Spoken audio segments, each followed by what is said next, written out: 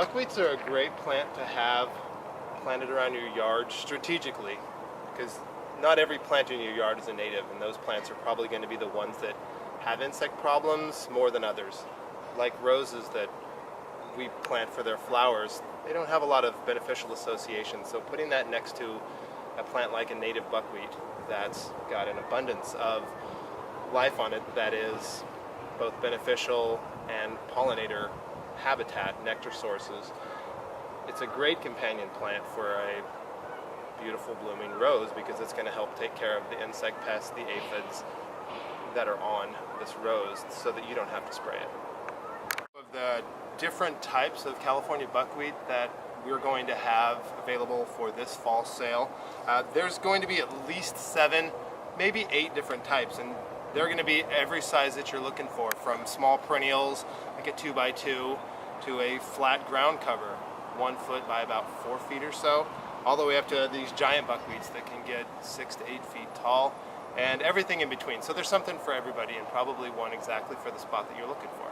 Here is Eriogonum giganteum, or St. Catherine's lace. This is the giant buckwheat. This is one of the bigger ones. We'll have this also available at the fall sale. These will easily get 6 feet tall. They'll live for dozens of years.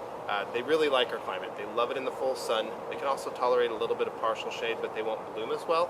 But you can see out here in the full sun here at the nursery, I mean, this is going to be rocking it for the next month or so, and it starts out white, and then it kind of fades to this great bronzy color that stays on there all fall and winter. So this is one of my favorite buckwheats. This is Eriogonum grande, variety rubescens, or red buckwheat as we like to call it. This is going to be a great way to add a little bit of color to your yard in just a small area. So this is one of the smaller buckwheats. It's about 2x2, 3x3, depending on how old it is. So this is going to give you a great pinky red color in the garden, which is really nice and kind of really pop out some plants. One of his twins is the Eriogonum latifolium, or wild buckwheat, and this is almost the same exact habit, except it's going to flower in a white. So you can kind of mix and match, or you can do all in one color if you like. So now we're looking at Eriogonum fasciculatum. This is what they call California buckwheat.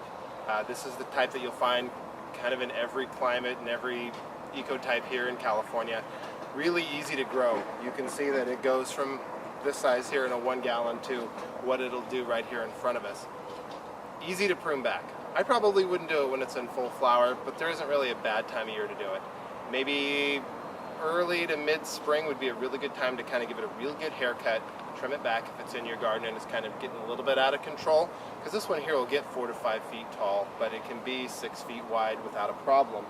There are several different cultivars of California buckwheat that we will have here at the sale. If you're looking for California buckwheat but just want it to stay a little bit smaller, Warner Lytle and Theodore Payne are both a smaller, more prostrate type that are going to be 1 to 2 feet tall and 3 to 4 feet wide.